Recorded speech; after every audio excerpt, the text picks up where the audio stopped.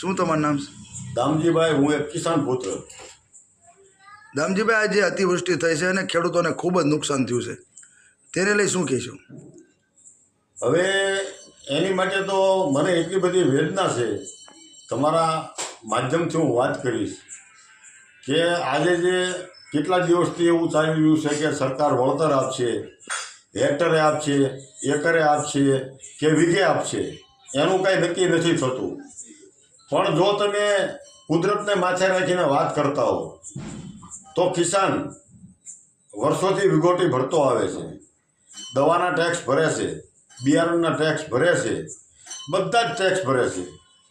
અને જ્યારે ખેડૂતને ખેતીનો દસ્તાવેજ કરાવવાનો હોય ત્યારે ખેડૂત પાસેથી સરકાર જંત્રી મુજબ પૈસા લે છે સ્ટેમ્પના. તો મારું એવું કહેવાનું છે કે ખરેખર આ સરકારે દેણું માફ કરવું હોય તો કરે, ન કરે તો કાંઈ નહીં. પણ ગુજરાત સરકારે ગુજરાતના કિસાનોને જંત્રી મુજબ વળતર દેવું જોઈએ એવી મારી લાગણી અને એવી મારી માંગણી છે.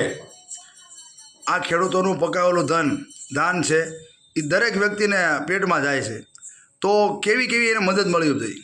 જો એમાં એક આપણી ગઢાની કહેવત છે, પરંપરાની કહેવત છે કે કીડીને કણ ને હાથીને મન, એ કિસાન પૂરું પાડે છે.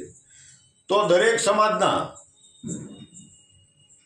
હિન્દુ, મુસ્લિમ, શીખ, ઈસાઈ જે સાધુ સંતો હોય, મૌલવીઓ હોય, એને અત્યારે કિસાનની મદદે મારી દ્રષ્ટિએ આવવું જોઈએ ને આવવું જોઈએ. કિસાનની વેદના સમજવી જોઈએ. અને જો કોઈ પણ એ સમાજ ન આવે, હિન્દુ, મુસ્લિમ, શીખ, ઈસાઈના જે સાધુ સંતો છે, મૌલવીઓ છે, જો એને કિસાનની વારે ન આવે તો ખરેખર તો દાન દેવાનું બંધ કરવું જોઈએ, મંદિરે જવાનું બંધ કરવું જોઈએ, મસ્જિદે જવાનું બંધ કરવું જોઈએ, ચર્ચમાં જવાનું બંધ કરવું જોઈએ, તમામ જગ્યાએ જવાનું લોકોએ બંધ કરવું પડે, ધર્મ તો બંધ કરી દેવો પડે. કારણ કે આ એટલી બધી વિકટ કટોકટી છે કે સાધુ છે એ તો એક સારો સંદેશો આપે છે લોકોને. તો આ કિસાનો માટે શા માટે નહીં? આમાં કોઈ રાજકારણ નથી, કોઈ મતભેદ નથી.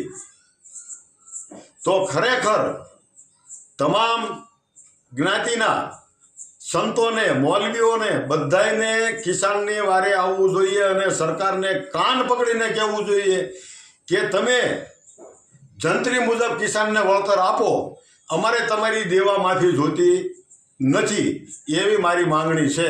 બસ આટલું કહી જય હિન્દ, જય ભારત, જય જવાન, જય કિસાન.